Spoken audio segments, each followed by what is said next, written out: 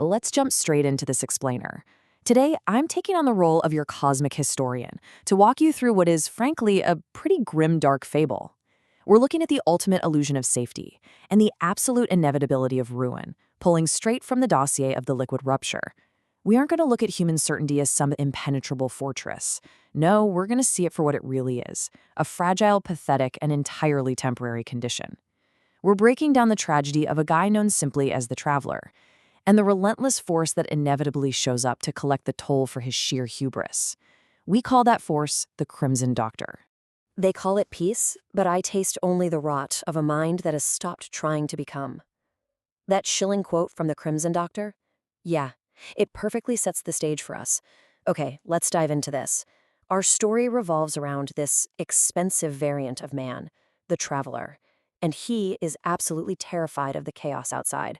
So what does he do? He builds himself a gilded cage.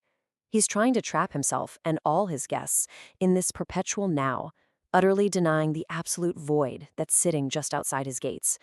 He literally engineers a space where nobody ever has to look into the hallway of tomorrow. That brings us to Parable 1, the rot of the masonry. And honestly, just imagine the sheer ridiculous ego it takes to try and literally legislate against the universe. But that's exactly what the Traveler attempts.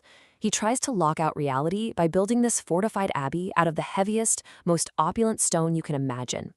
He actually fools himself into believing that if he just makes the walls thick enough and the iron gates heavy enough, he can somehow keep the fundamental laws of reality at bay. And this brilliantly illustrates the core conflict of our entire tale, stasis versus fluidity. On one side, you've got the Traveler's architecture of stasis. It relies on heavy masonry, rigid laws, and this totally obsessive need for control. It's solid, sure, but it's completely unmoving. It's dead. On the other side, you have the spirit of becoming. That is the actual reality of the universe, its fluid lightness, unlegislated chaos, mist, and shifting sands. The Traveler's rigid ego desperately wants to freeze time, but reality is an endless fluid erosion. You literally cannot build a stone wall to stop the tide of existence. It just doesn't work.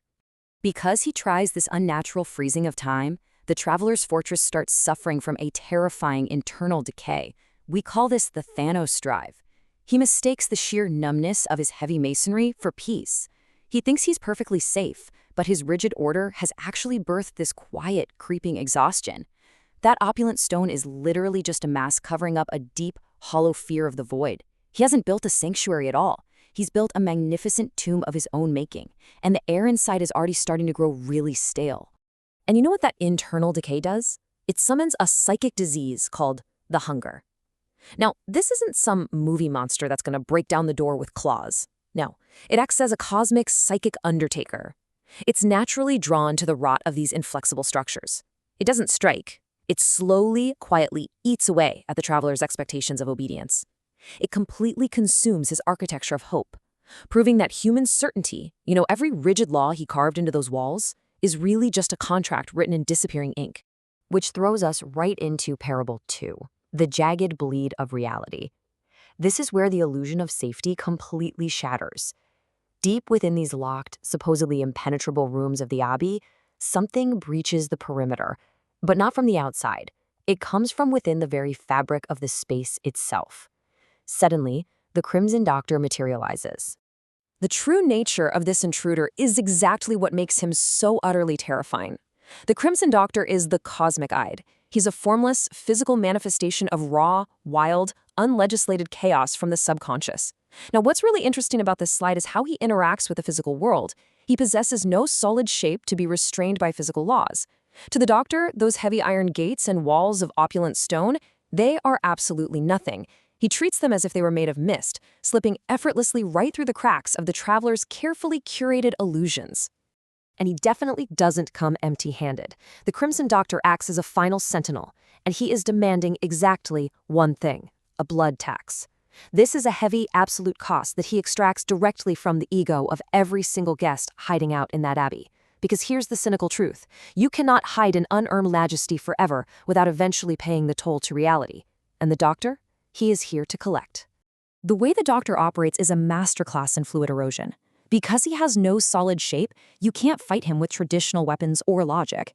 His very presence acts like a corrosive acid on all those curated illusions. He functions as a jagged blade of reality, just slicing right through the silence.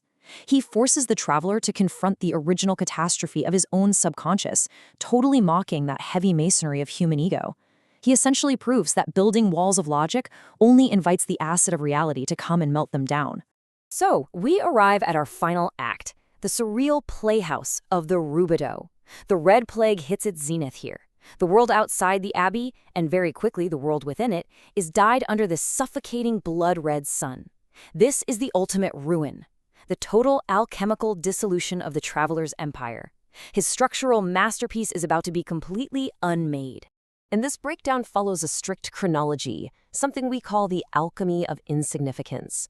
In the first hour, the ego is at its absolute peak. The gilded cage stands there in perfect opulent stone.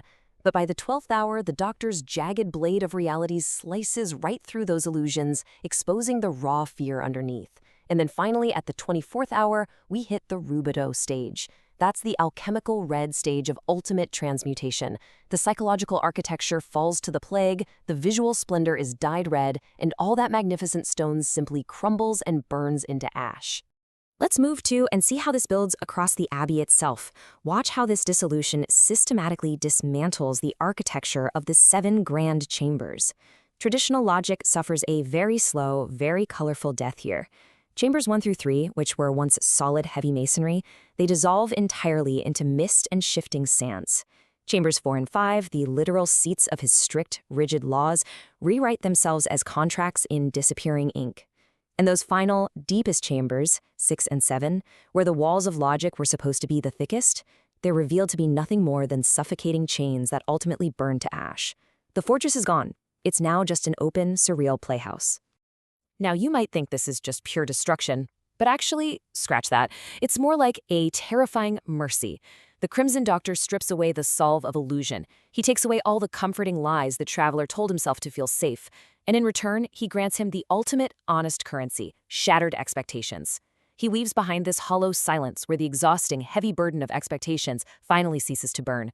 The Doctor doesn't want to rule the Abbey. He just wants to hear that quiet, beautiful snap when absolute certainty breaks. So, this leaves us with a pretty stark transformation to wrap up our narrative arc.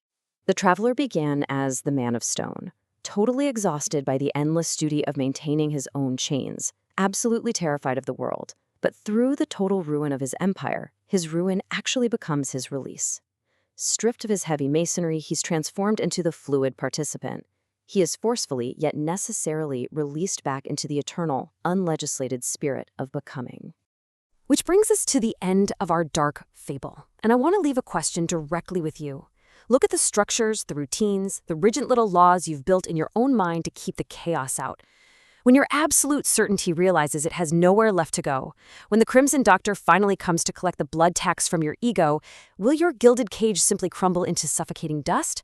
Or will you let go of the stone and embrace the fluid spirit of becoming? Ponder that as you step back into the illusion of your reality today. Thanks for hanging out with me for this explainer.